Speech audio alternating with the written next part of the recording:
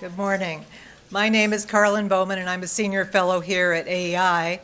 And on behalf of my AEI colleagues, Michael Barone, Henry Olson, and Norm Ornstein, I'd like to welcome all of you and our C-SPAN viewers to this, the final pre-election session of AEI's Election Watch program.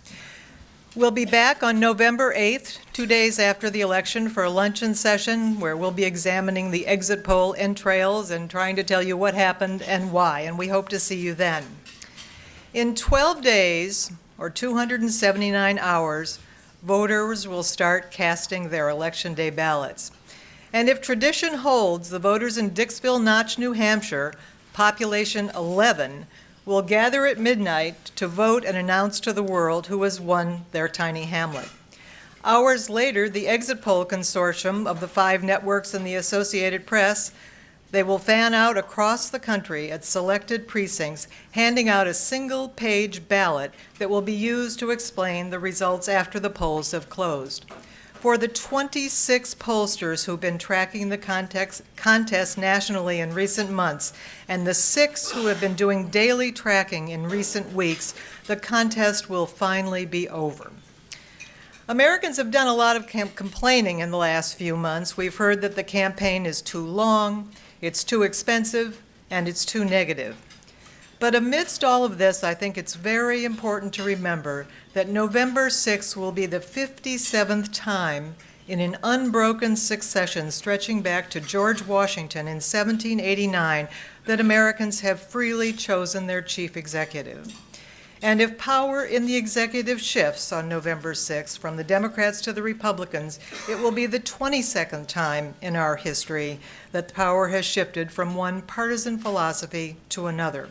Shots were fired in 1860 after that election, and there were weeks of wrangling over the contested vote in the 2000 election, but the peaceful transfer proceeded.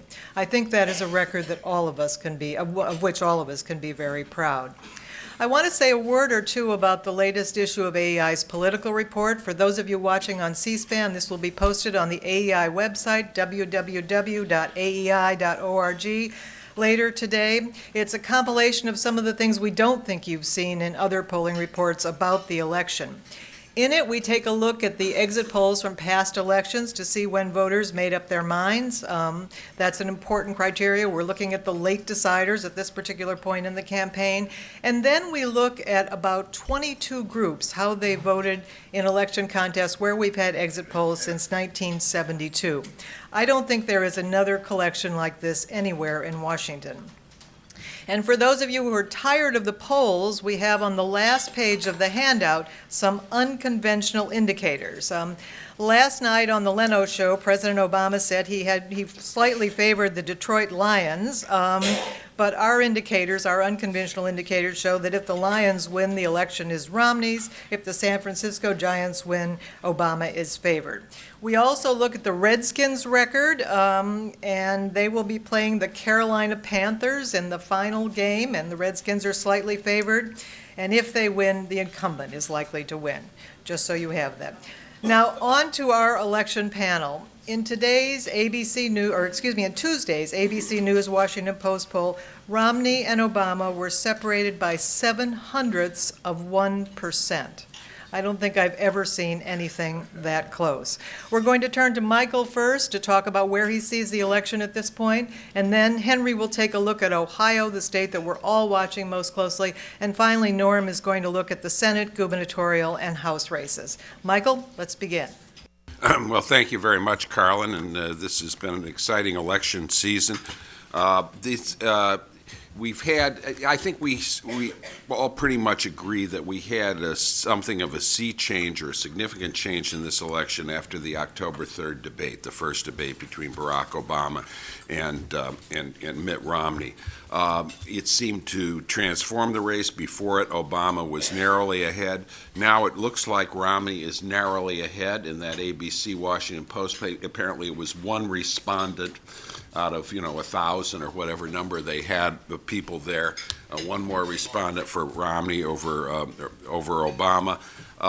And he's ahead in the RealClearPolitics.com average of recent polls, but not by a wide margin, by 1%. I think in some ways, some people have said the debates hinged on style. I think basically what it did is bring back the basic fundamentals of this election. Working for President Obama is the sense that most Americans have that they want to think well of their presidents, and I think in his case they feel that many people feel that it would be a bad thing for America to be seen rejecting the first black president. Working for Mitt Romney is the idea that most people have not favored Obama's signature programs, and most people are disappointed with the sluggish growth in the economy. I think we have a more fluid electorate than we had in 2004, a comparison that's often made. Karl Rove back then said that only 7% of voters were changeable. Scott Rasmussen did a poll pre-debate where he looked at the number of people that said they were clear Romney, clear Obama. It was 42-41. That suggests that something like 17% are potentially changeable, roughly double the magnitude of 04. And I think that we have seen some shift in the polling numbers. We've seen a shift in the list of target states. In 2004, the easy way to predict the results was to take the 2000 result, add 2 points for George Bush in each state, and you wouldn't be far off anywhere. In this election, we've seen the target list change so that Wisconsin, a 14-point Obama state in 2000, is now a 2 or 3 point state and is clearly in contention. Whereas other states that were heavily Obama, like Washington and New Jersey, by similar margins, are not clearly in contention. I think one of the things that happened with the debate was that it frustrated the Obama firewall strategy. The Obama people spent something like half of their pre-convention money on anti-Romney ads in 3 states, the 3 states which, aside from Indiana and North Carolina, were their weakest states in percentage terms in 2008, Florida, Ohio, and Virginia. That basically, with those states, they would have 332 electoral votes. They could lose a few other states and still be well ahead of 270. I think what we've seen post-debate is that Obama has fallen behind in Florida, that Virginia is an even state. He remains about 2 points ahead in Ohio, which Henry will talk about. I think that that firewall strategy means that this election is very much in play, and the Obama campaign's lines that Romney only had a very narrow window to 270 is no longer correct. In the Election Watch last spring and in a Washington Examiner column, I tried to explore a couple alternative scenarios to that 2004 scenario of a long, hard slog through a fixed list of target states. And I think at least one of them, perhaps 2, are happening now. The one that seems to be happening is affluent suburbanites moving toward Romney. That affluent suburbanites, non-southern states have been trending Democratic over the last 20 years on cultural issues and other factors. Romney, in 2008, Obama carried the 75,000 group by 50 to 49. In current nationwide polls, we're seeing it going for Romney by statistically significant margins. That's a change. It's the only explanation I can see of why states like Michigan and Pennsylvania, which about a quarter of whose votes are cast in affluent suburban counties, are getting close, and perhaps why Ohio is still slightly, it would appear, towards Obama. Only about an eighth of that state is in votes cast in affluent votes. The other scenario I sketched out as possible, but not necessarily likely, was the 1980 late swing toward the away from the incumbent toward the challenger. That happened in 1980 after an October 27th debate, just 1 week before the election. We saw a very big swing away from Jimmy Carter and towards Ronald Reagan. This year, I think we are seeing what might be, but isn't necessarily, a slow motion 1980. With the October 3rd debate obviously changing some opinion and leaving the question mark over the question of whether or not there would be further movement in Romney's direction. So I'll just conclude with that point and yield the floor. You do indeed, and you were only 5 minutes. I'm very impressed. Henry is going to talk about Ohio. We've been watching at AEI Ohio for a very long time, and I want to refer you to a book written by our emeritus colleague Ben Wattenberg and the great cephalogist Richard Scammon in 1970. They wrote a book called The Real Majority, and in that book they identified as the key to the election the Dayton housewife. She was from the middle of the country, had a mid-level education. She was a 47-year-old Catholic married to a machinist, and she was going to be the key to electoral politics in Ohio. She became so famous in that election cycle that the Dick Cavett, the late-night talk show, actually sent a team of producers to Ohio to try to find the Dayton housewife. And after that, the Dayton housewife appeared on the Dick Cavett show pronouncing about the election. She had a cigarette, and it was really quite an experience. But anyway, we've been watching Ohio for a very long time here, Henry. And now you can tell us whether it'll be the Dayton housewife, the Cincinnati housewife, the Columbus housewife. What should we be looking at? Well, nowadays it would probably be likely to be the Columbus separated woman with one child. But at the end of this campaign, I'm just thinking it's kind of like we're at the end of a long-running popular TV show like Cheers. And in a couple of weeks, all of our favorite characters will be gone, and we'll only have our memories. But from 2 years from now, just like Cheers and reruns, we can always come back here, look up to the stage, and say, "Norm!" But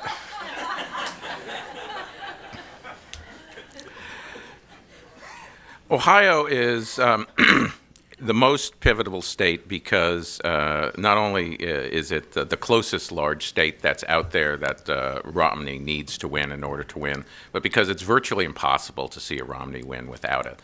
That if he sweeps the three southern states that have been thought of as potential battlegrounds, Virginia, North Carolina, and Florida, he either needs to take Ohio and one other of the swing states, or he needs to virtually sweep 3 or 4 of the other swing states, depending on how they come up. So what I did to help decipher Ohio was put together a list of media markets and superimpose it on the map with the able assistance of my research assistants, Brad Wasink and Jennifer Marsico, Carlin's research assistant. What we have here, the reason to look at it by media market is because when each of these candidates are going to be traveling, they're doing it with the media in mind. That when somebody goes there to an area, it's covered dramatically on local news. They get a lot of free publicity in that area. So where a candidate visits and what a candidate is talking about, or what audience a candidate is addressing, is actually a series of subtle cues about what their strategy is and who they see as their paths to victory. So let's start by taking a look. As you can see, the Democratic strength is in urban areas, the city of Dayton, the city of Columbus, the city of Cincinnati. It's in the southwest part of the state. You see the 3 blue counties in the Wheeling market. That's old coal country mining area that's highly white working class Appalachian influence. The county is Athens County near the Parksburg market is the home of Ohio University. And then you've got the industrial area of the Lake Erie and slightly down there. The blue dots show where the Democrats have visited. And here you can see, based on where they visited, that they have been employing a early voting strategy. That each place that they have visited is a place that has a significant virtually everyone has a significant African-American inner-city population. Each one is one where currently, if you look at the Ohio early voting totals, has overwhelming numbers of people who are coming out to vote early. You've got 3 visits in Cleveland, 1 in Lorain, which has a small industrial community down the road from Cleveland, 1 in Canton, again, old industrial, small African-American community. You see that Barack Obama's visited Ohio University down there in Athens County. That's a student strategy. And the one dot in the Wheeling market is Bill Clinton. They sent the big dog to the area where virtually everyone who votes is going to be culturally like him. This is an early voting strategy. There's only one dot that's blue that doesn't fit into that, and that's the one that's 2 counties north of Columbus. Joe Biden was in Marion, Ohio yesterday, and he wasn't there to pay homage to their favorite son, Warren G. Harding, nor was he there to pay homage to another favorite son, 6-time socialist presidential candidate Norman Thomas. He was there because they're starting to move from an early voting to a swing voting strategy. Ohio ends early voting next Tuesday. They are now going to preserve the gains that they made in the Republican counties of Ohio 4 years ago. And that's where the battleground is going to be fought for the next 12 days. In fact, it was announced today that Bill Clinton and Barack Obama will appear together on stage for the first time in a number of swing states, among them Ohio. Let me take a venture and guess and say that they're not going to be visiting inner cities very much. Now, you take a look at the Romney strategy, and they're all over the map. Why are they all over the map? Because they literally have to be all over the map. George Bush carried Ohio with about 50.5% of the vote in 2004. John McCain lost it with 46.1%. If you look at where the difference is, the drop, basically Romney wins the state if he equals the Bush percentage. The Bush percentage dropped most in 3 media markets: Toledo, Columbus, and Cincinnati. Those are the 3 places where he needs to pick up ground from where he lost. And the second thing he needs to do is sustain the ground that they kept. The 3 West Virginia markets, McCain actually outpolled Bush. The Youngstown media market, McCain ran virtually even with Bush. So you see the early trips are in rural areas to sustain their, try and get their vote back, in the West Virginia and the Youngstown markets to try and keep the vote that they had. And today, Romney's going to make 3 stops in Ohio. He's going to stop in Cincinnati. He's going to hit that market. He's going to stop in Worthington, which is a suburb of Columbus in Franklin County, so he hits that market. And then he goes to one of the far upper northwest red counties in the Toledo market, Defiance, which is the county that has one of the highest proportions of auto workers as a percentage of total employment, and perhaps not coincidentally, 4 years ago was one of the counties that saw one of the largest drop-offs from Bush to McCain, even though McCain still carried the county. This is going to be the Republican strategy, is go back to the places of people who voted for George Bush in 2004, people who voted for Barack Obama in 2008, and convince them it's time to come back. What do I think is going to happen? All of the polls suggest that this is one of Mitt Romney's toughest states. And as Michael pointed out, it's less affluent than a number of other states. It has fewer people. Its affluent counties are less affluent than affluent counties elsewhere. It's been in a hard-hit state over the last decade. There are polls in Ohio and in Wisconsin and in Iowa that Ron Brownstein's written about that suggest that, as I feared 6 months ago, that the blue-collar white vote that needs to be turned out by Romney overwhelmingly to win is actually not doing that. That in all 3 of these Midwestern states, they are not responding to the Romney message, that would be consistent with the idea that in a choice between a populist incumbent who's had a so-so record and a business executive who seems to use the Obama description, out of touch with middle class and working class aspirations, that enough of them will either stay home or will support the president to fuel a narrow victory. One glimmer of opportunity for the Romney campaign, and that is that by a very small margin, Ohio continues to have a higher percentage of undecided voters than other swing states. It's about average 6.5% compared to about 4 to 4.5% in other swing states. There's still people who have not made up their mind, and that suggests that if Romney can cut the gap within the next week or so to about a point that maybe he can eke away out on top, because as Carlin says, the data suggests that those people will break roughly 55 or 60-40 against the leading candidate. But right now, it looks like a very tough road to hoe for the Romney-Ryan team, and in part driven by Ohio's unique demographics and the very competent strategy that's been executed by the president. Henry, thank you very much. Norm, I think a year ago, most people in this room would have said that it looked like a pretty good year for the Republicans in terms of the Senate, but things have clearly changed. Can you tell us a little about the Senate and the governor's races and the House at this point? You should all have a handout that includes the latest predictions from Larry Sabato, Charlie Cook, and Stu Rothenberg, prognosticators we work with on a regular basis, and I think are watching these races very, very closely, as is Norm. Norm.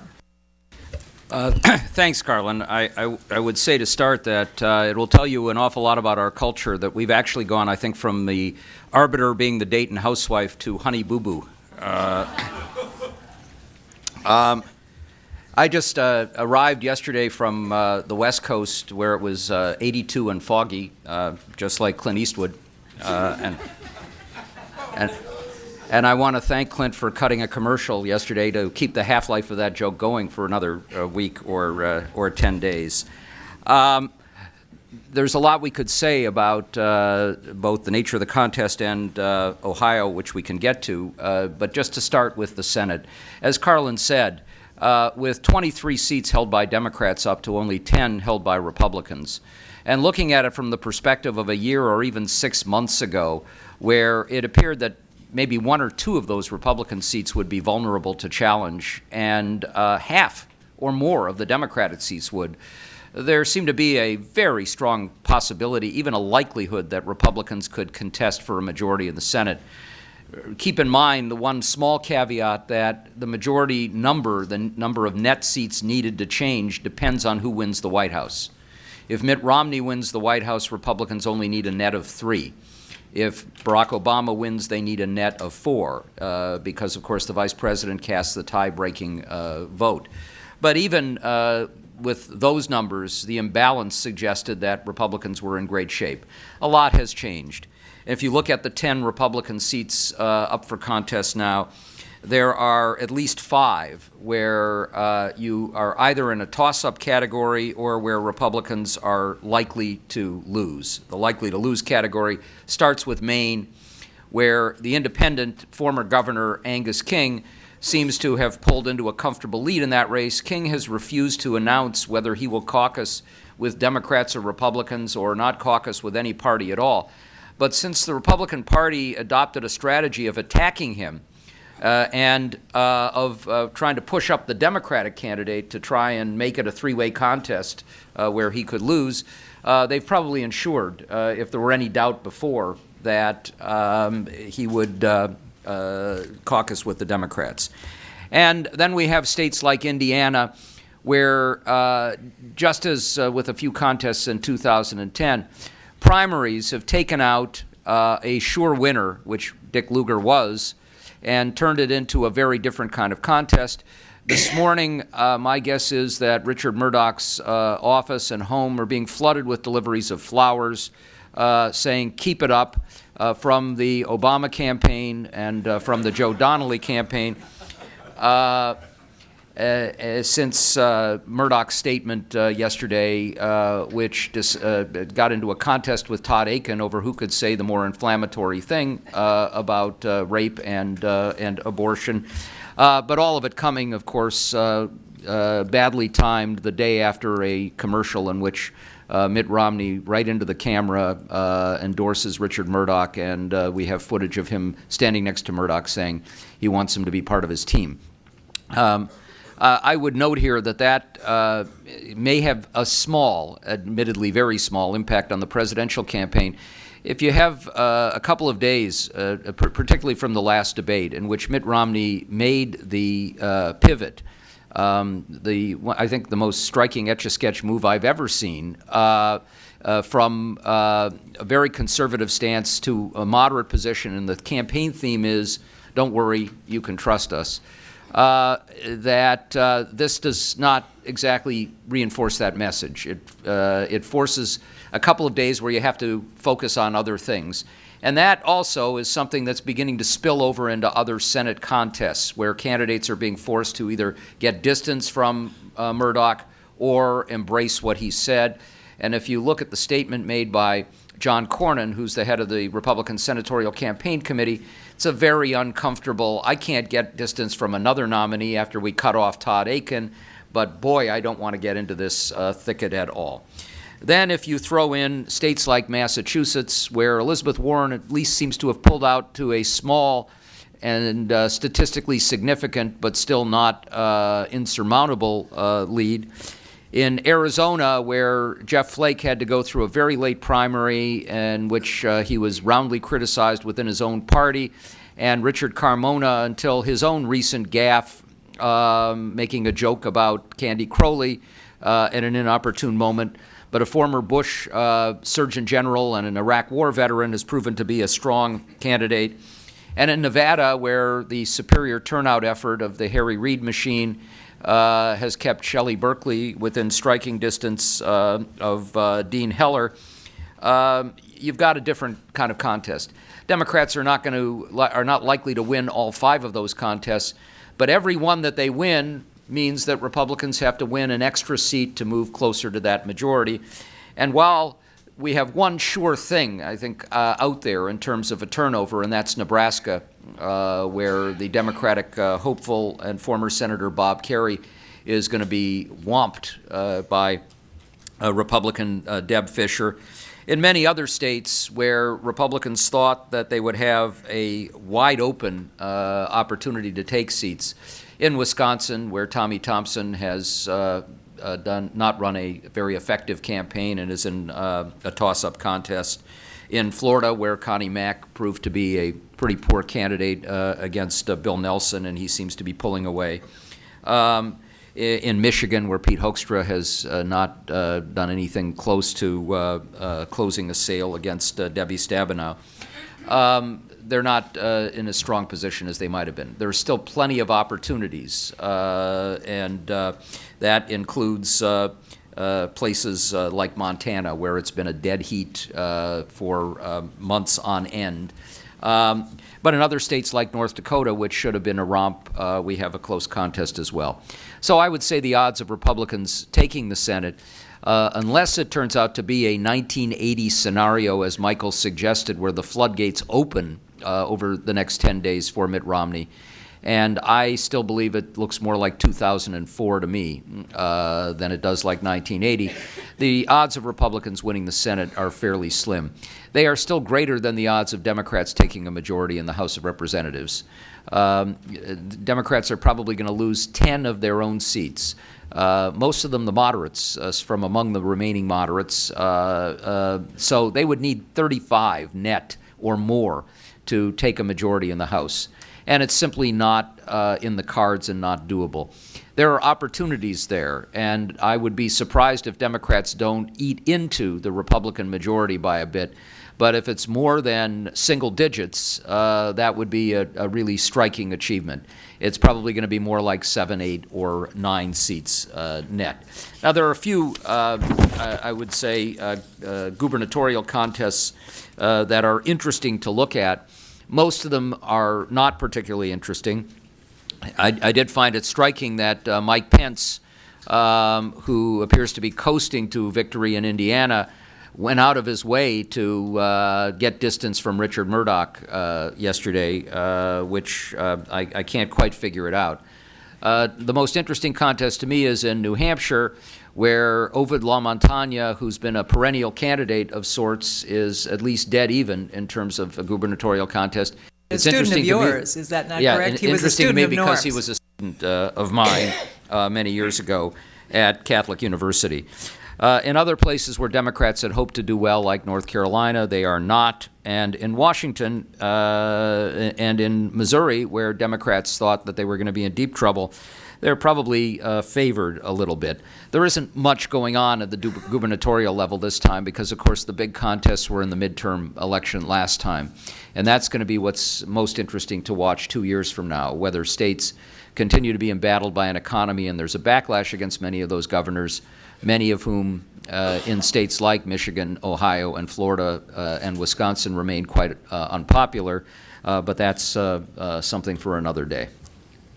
Thank you very much, Norm. Because our panelists have been so very disciplined, we have a half an hour for your questions. And while you're thinking about your questions, I would like just to say thank you to Andrew Rugg, our research assistant, who's my co-pilot on AEI's political report, Jennifer Gamarsico, who helped Henry with this handout today and also does a great deal of work for Norm, Brad Wozniak, who helped Henry with his Ohio slide, and our two very able interns, Patrick Horan and Elizabeth Galbraith, who provided a lot of help at the last minute. Michael said he'd like to say a word in response to Norm before we turn to your questions, and then we'll turn to your questions. Well, just a brief word in response both to Henry and Norm. On the importance of Ohio, many people say it's totally dispositive towards the election. I don't think Henry went there. I think it's obviously very important, but currently, if you look at Real Clear Politics polling, Romney's ahead or even in states with 257 electoral votes and within 2 points of states within 285, within 5 points of states with 337. Obama's within 5 point ahead even or within 5 points of 332, similar numbers. He's ahead in more states with more electoral votes in the current state polling. I think both have ways to get to 270. Obviously, Romney wants very much to carry Ohio, but the old rule about a Republican never winning the presidency without winning Ohio was forged mostly in times when Ohio had a whole lot more electoral votes than Florida. 1960s, Ohio had 26 electoral votes, Florida 14. It's now Ohio 18, Florida 29. So it's very important. It's not totally essential, and I think Henry made the right balance on that. In the Senate races, as Norm said, I agree with Norm's total outlook. The Republicans are in trouble in Arizona and Indiana, two states where no sensible Republican should be in trouble. And on the other hand, the possibility of a wave. I remember sitting down with my then employer, Peter Hart, before the 1980 election, and Peter said, we're going to go through an exercise and see if the Republicans can win a majority in the Senate. They were starting off with 41 seats. And we went down a list, and we basically came to the conclusion, yes, Republicans can win, but they'd have to win virtually all the close races. And so it's not going to happen. Well, it happened. And then Republicans lost 8 of those seats 6 years later in close races as well. When I look at the races in Democratic-held seats, I see 7 states in which Democrats are leading but under 50% in polling. That says to me those are not necessarily locked-in seats, including Florida. Connecticut, Florida, Missouri, Ohio, Pennsylvania, Virginia, and Wisconsin. So I think with a strong Romney run, there is the possibilities of Republicans winning a majority in the Senate are not dismal, but they depend on running some of those 7 races and turning those under 50% Democrats into losers. Just I actually had a couple of comments as well. One is I have more respect these days for Stu Spencer, who runs Romney's campaign, than I did before.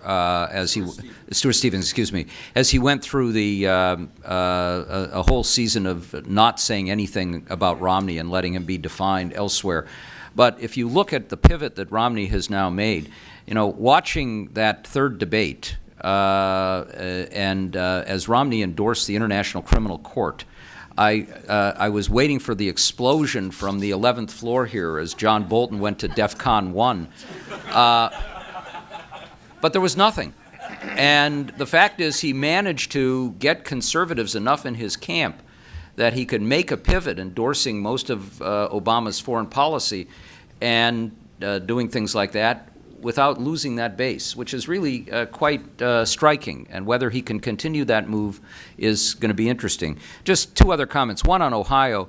Obama has opened up more field offices in Ohio than Starbucks has outlets, which is really astonishing. And Romney has not. The ground game differences are really striking here, and how much difference that makes, you've still got to get voters enthusiastic, and I suspect that the final days that Obama is going to be spending as much or more time getting his own voters enthusiastic as he is aiming at those independents. But the early voting has helped. And Henry, there will be early voting in Ohio on Friday, Saturday, Sunday. That was what the Supreme Court allowed. Limited hours. Yeah. Yes, yeah, but declined unanimously to review it, and after an appeals court said that the early voting should apply. The hours are limited, but the Sunday voting is one that in the past has proved to be extraordinary for particularly African-American voters who go right after church. So there is a path for Romney without Ohio, but it's a long and winding path. And then finally, just one comment on, as you watch these polls, and that includes the Real Politics Average, which is a terrific thing to do. But one of the things we're seeing in these final days is that in all these swing states, Rasmussen is going in and polling every day and sometimes twice a day. And if you look at polls like Rasmussen or public policy polling, these are robo-polls. They cannot, by law, call cell phones. And there's a very substantial difference in the voting inclinations of cell phone voters and non-cell phone voters. And you have to be very careful as you look at these polls. Also, of course, the national polls, as John Buckley pointed out the other day, and looking at what is a real possibility of Romney winning the popular vote and losing the Electoral College, those are changed a little bit by the enormous level of support among white voters, as Henry has talked about, in the South. He's not pulling those white voters in Ohio, which is one of the main reasons. But the overall national numbers do not necessarily reflect what matters, which is in these states that we've been talking about. Two quick points. The reason I still think Ohio is very key is because if Romney doesn't win Ohio, he really has to win Wisconsin if he's not going to run the table in the swing states, and if you don't think that there's going to be a massive swing to Romney that will make individual state calculations roughly irrelevant. He's closer in Ohio than he is in Wisconsin, despite Ryan being on the ticket. And historically, Ohio has been anywhere from 1 to 3 points more Republican in a given year than Wisconsin does, which is why Romney's here in Ohio today, and he's not doing a tour of Madison, Green Bay, and Milwaukee, which would be the equivalent tour in Wisconsin. Secondly, on the blue-collar question, as Michael pointed out, I believe at the last election watch, there's a big difference between Southern whites without a college degree and Midwestern and Eastern whites without a college degree. I suspect if you could get below it, you would even see it more stark. But the blue-collar whites in the Rust Belt states and in Iowa are substantially more likely to be Catholic or non-evangelical Protestant. And when you take a look at where the swing against Obama was last time, where the breakdown in Ohio is, I suspect that if you're going to break that down on Election Day, you're going to see the same weakness. That Romney has been less able to connect than the Republicans were 2 years ago with the non-English descended evangelical Protestant, the Finn or the Swede or the Norwegian in the upper Midwest, the German Catholic in Dubuque, the Catholic in Lake Erie area, and that will be, if he loses, the reason why he lost. Let's turn to your questions now, and please identify yourself. We'll start over here, and if you could wait for the microphone, just tell us who you are.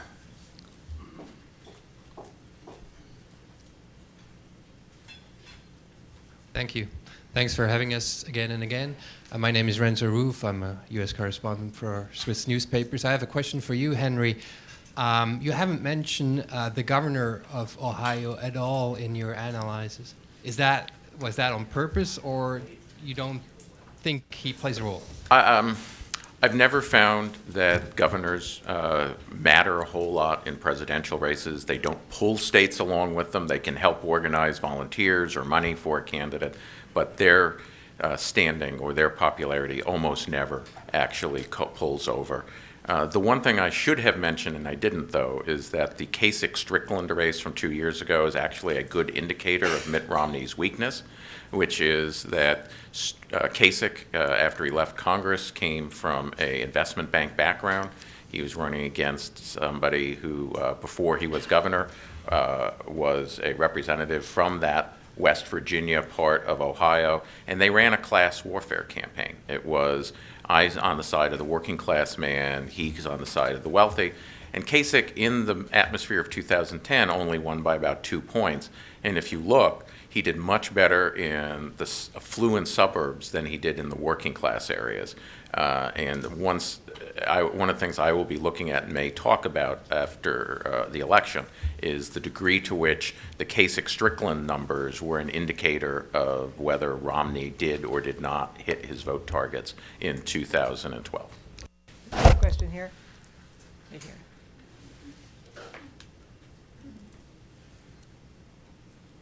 John Green with the National Association of Health Underwriters. So late breakers, if there are that many undecideds in Ohio, don't they traditionally go against the incumbent in the final days? Don't they typically break that way? I think I think a lot of data has been crunched to suggest that they don't necessarily go against the incumbent. What Carlin's data in the poll here suggests is that they go against the leader by a margin of about 5-4 or maybe 6-4. So let's do the math. If there's 6% undecided in Ohio and they broke against the leader, which in this case is Obama, by about 6-4, that'll gain a point to a point and a half on the margin for Romney. So if Obama's really up by about a point and a half, that suggests a nail biter. If Obama's really up by 2-4, which other polls suggest, that suggests a close loss. But you can't just take the 6% and say they're all going to go to Romney. There's really no evidence to suggest that the break is that decisive. I'm not clear that it's not clear to me that people have a clear awareness of who the leader is at this point. I mean, the RealClearPolitics.com average is 48, Romney 47, Obama. Depending on which poll you look at, what weighting you give to them, as you suggested, some people discount Rasmussen, some people discount public policy polling. You could plausibly regard either one as the leader. I do think we shouldn't lose sight of the fact that the incumbent president of the United States is at 47%. Now, sometimes undecided simply don't vote. A certain number of them simply don't end up participating. But 47%, which the Obama people thought was the magic number that was going to dissolve Mitt Romney into water on the stage once you mentioned it, is not an entirely happy number for Barack Obama. No, it's not. And I'm not saying that the election is over and this is in that zone of uncertainty where lots of things could happen. I mean, it was 12 years ago when George Bush was ahead by 3 to 6 points, depending on the poll, and news of his drunk driving arrest. 12 years ago. Yeah, 12 years ago. Came out and just stopped his progress. He didn't lose votes, but he gained no votes, and Al Gore stormed in a 5-day period to win the popular vote. Who knows what the next 12 days are going to bring. But looking at the data carefully, I don't want to discount the possibility that Michael is right at all. Far from me to do that. I just think there are lots of reasons to think that in Ohio, it's looking a little stronger for Obama than it is for Romney, and that the opportunities to win an electoral victory absent a late-minute 1980 break against the president are difficult to see. The question here and then there, I believe, right here in the front. I'm Barry Castleman. I'm from Minneapolis. I blog as the Prairie editor and write for several publications here in Washington. My question is for Michael, but obviously for for the other panelists as well. Many, and myself included, have been critical of the polling that has taken place in most cases, not all, throughout this campaign season. And my criticism is that one of the things that happens in almost every poll is they're weighted, and they're weighted based on Democrats and Republicans and independents. And it's my impression, especially when I look at the meat of the polls where they explain who they sampled, is that there's an overweighting of Democratic voters this cycle, based pretty much on previous races that may not be applicable. Like your comments. Well, Carlin has written and talked about this at some length. Basic polling techniques were developed in a country which from the mid-'60s to the mid-2000s was a country with universal phone landlines and a population that answered the phone when it rang. We no longer live in such a country. The Pew Research Center reports that only 9% of the calls they initiate result in a completed interview. Are those 9% a representative of the larger voting public? We hope so, but we're not entirely sure. We do know that exit polling has tilted to varying degrees towards Democrats, and that in the 2008 Democratic primaries, it tilted heavily to Barack Obama. Part of that was interviewer bias, the biggest bias being in precincts, as Warren Matofsky found, where the interviewers were female graduate students. I'll let you guess into which party's direction that worked. But part of it is respondent bias and willingness to be polled, it appears, in the exit polls. So, I do look with some suspicion on some of these polls that show a larger Democratic advantage in party identification in states or the nation than was the case in 2008. That seems suspicious to me. We have to keep in mind that party identification questions are different in different polls, so that the responses are not always commensurate with the exit poll with which we typically compare it. But Carlin has talked about that, polling as we know it may become as obsolete as, I fear to say, print journalism has become. I could add a few things to what Michael has said. I think this is a business beset by very serious problems. The impressive Pew study on response rate showing a 9% response rate, it's hard to believe it can go much lower than that. Most of the major national pollsters do not wait for party identification. In the United States. It's not true in Britain, but here they consider party identification an attitude, not a demographic. They wait for all the standard demographics because the census tells us how many women and men there are in the population, how many 18 to 29-year-olds and those over the age of 65. But some of the pollsters in the United States now are waiting for party identification, and they're providing us with two very different pictures of where the election is. Those that are waiting for party identification, like YouGov and The Economist, showed no particular pickup for Mitt Romney after the first debate, whereas those who did not wait for party identification showed a Romney gain after the first debate. So some very different things going on. As Michael just said, I would not be surprised that we do not see telephone polls by 2020. A third of households, up from 17% in 2008, 4 years ago, are cell phone only households in the United States. As Michael said, the pollsters can't reach those households in the same way. This is a business that has some very serious problems going forward. And one thing, when I get into a poll, I always look at RDI, but that's fluid. People's racial attachments are not fluid. You either are or are not non-white. And one thing I find is that all of the polls that tend to show Romney with larger leads, in my opinion, underweight the non-white vote. The Gallup poll, when it had Romney ahead by 7, didn't show in public what its white non-white percentage was, but I did backward calculations because they said Romney carried whites by X and lost non-whites by Y, and it worked out that the overall numbers made sense if the voting population was 80% white. The voting population hasn't been 80% white in this century. So Romney was never ahead by 7 points. That was a problem. Their likely voter screen was screening out non-white voters. The Washington Post poll that showed Romney up by one person shows 24% non-white. It was 24% non-white in 2010. It was 26% non-white in 2008. That's an optimistic Republican sample, which suggests to me over the next week, that's one of the key factors I'm going to be looking at, because the differences between white and non-white voting is so stark that even a 1 point underestimation of the non-white share basically shifts about 1 point on the margin. Just another comment. This is important stuff because everybody's going to be following these polls. There's a reason why the Gallup poll has shown in its tracking surveys wide fluctuations from one day or week to the next. And they also show it in party identification numbers, which normally are pretty stable. And that is another problem with these surveys, which is who's going to answer the phone? The people who are enthusiastic. If something good has happened, you're going to want to talk to a pollster to talk about it. If something bad has happened, you're not going to want to do so. And if you look at Peter Kellner of YouGov has written a very interesting analysis of different kinds of surveys.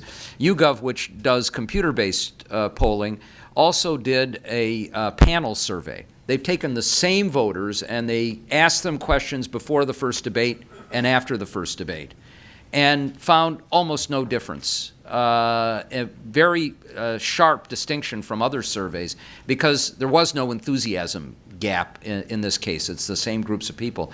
And all of it tells us simply that you need to take these surveys with an enormous grain of salt.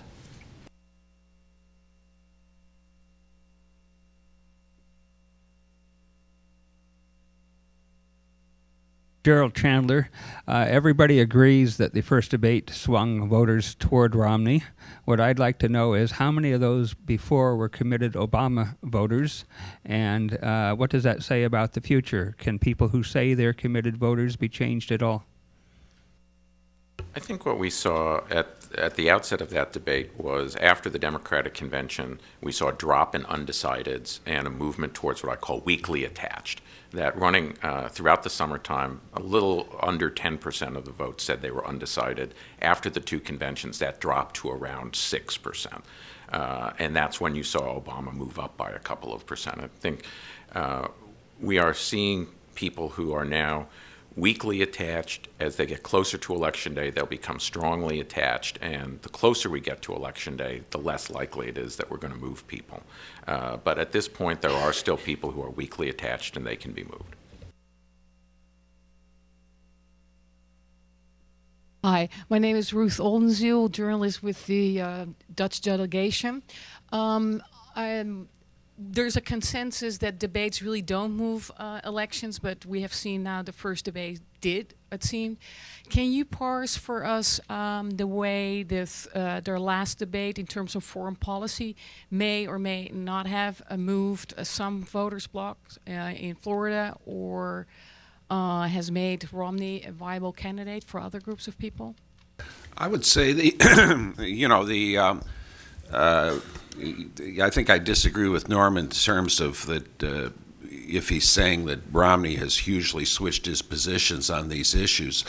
I think an argument can be made that his positions have been pretty intellectually consistent by the standards of candidates over the years, and indeed somewhat more so perhaps. But interestingly, it seemed to me that Romney's performance in that last debate was did two kind of interesting things. Number one, he was talking about how much he wanted peace. He didn't want to have many more Afghanistans or Iraqs. I think he was speaking particularly to women voters, particularly to college-educated women, group that he seems to be making significant gains with as compared to John McCain's performance in 2008 or perhaps George W. Bush's performance in 2004.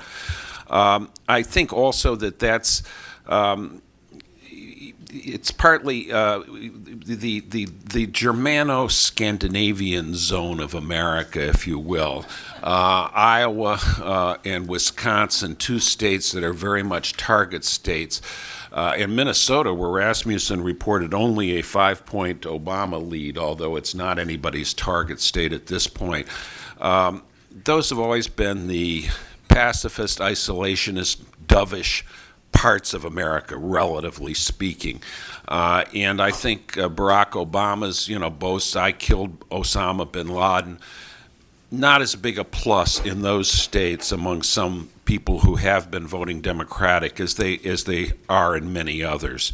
And Romney talking about peace. The other thing he did was talking about tumult and chaos in the world.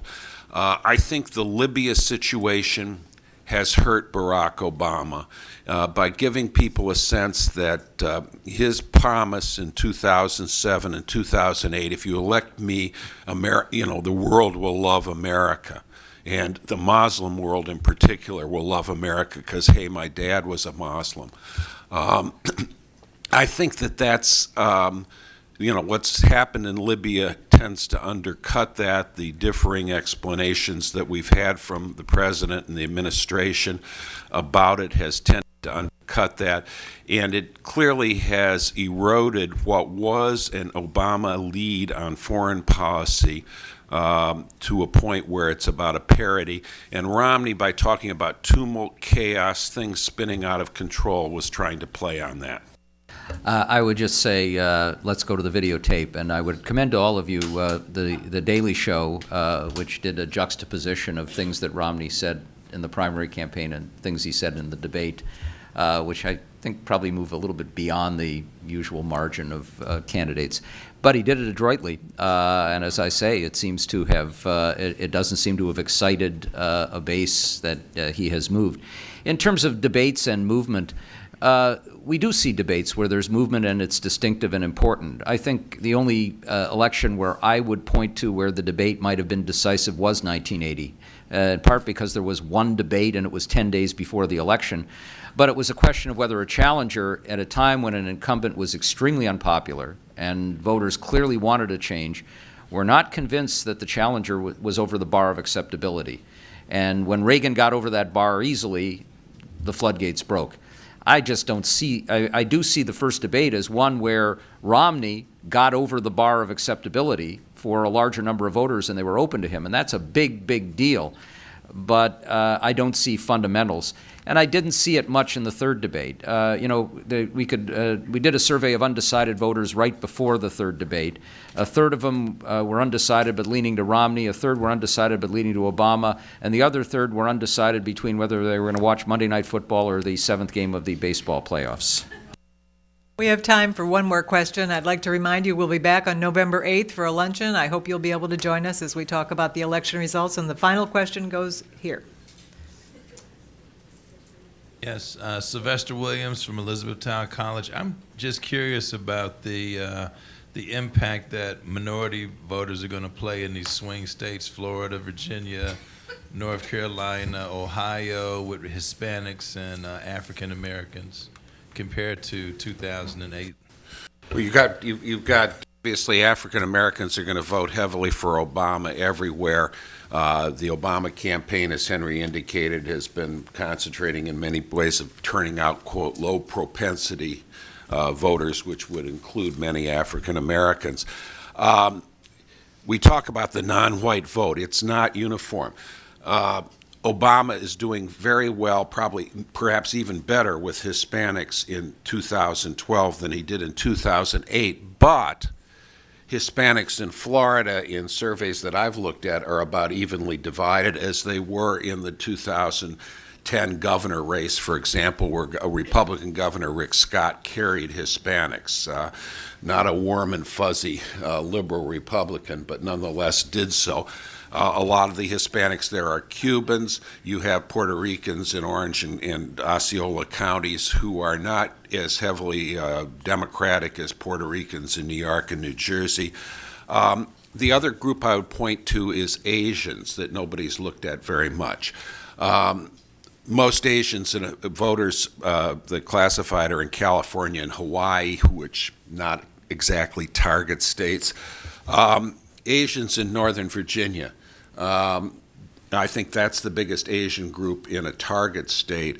The Republicans have been working them pretty hard in Fairfax County, and if you listen to Romney's answer in immigration in the second debate, he was trying to, be more palatable to Latino voters who see an anti-illegal immigrant stance as being one hostile to Hispanic people. But it was aimed precisely at Asians. They're less concerned about illegals. There are fewer illegal Asians. And the idea of stapling a green card to a diploma, I think, hits the spot with many Asian Americans. If I could just add what Michael has said about the minority vote looking ahead, Hispanics as a group have grown much faster than any of us expected looking at the census data from 2000 to 2010. But they still have what the great demographer at Brookings, Bill Fry, calls a translation problem, because the population is so young, many are not citizens, many are not registered to vote. Out of every 100 Hispanics, and Bill did this calculation for me, we expect about 21 to turn out on Election Day. For whites, that number, out of every 100 whites, it'll probably be about 51, 52 overall. So that's an important thing to remember. This population is coming very, very fast. It's something Republicans are going to have to deal with going forward, but they still, at least at this election, have a translation problems. The African American population is a very slow-growing population, and that will affect elections going forward. Henry? First, the non-white vote is crucial to President Obama. He's going to lose the white vote. The only question is the size of the margin.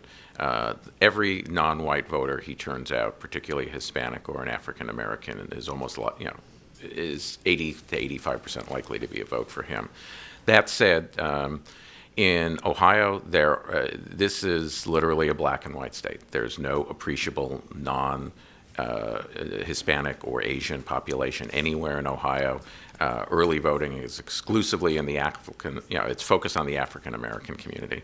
What Michael said about the Asians has some support from the Washington Post poll yesterday. It said that among non-whites, which they had as 24% of the electorate, that President Obama was carrying 79%, which is what he did 4 years ago, that he was running similarly 95, 96% with African Americans. He is running ahead with Hispanics, and together those take up about 20 of that 24%. So if he's running even among African Americans, he's running ahead among Hispanics, he must be suffering dramatically among Asians.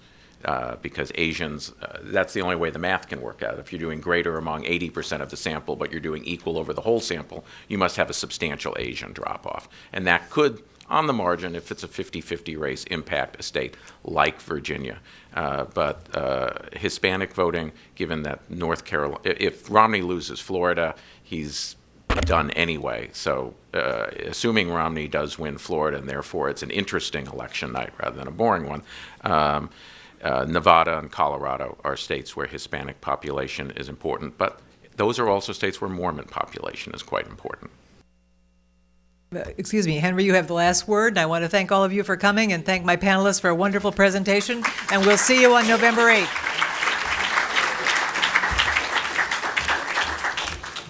Let me give you a copy of the Peter Kellner column.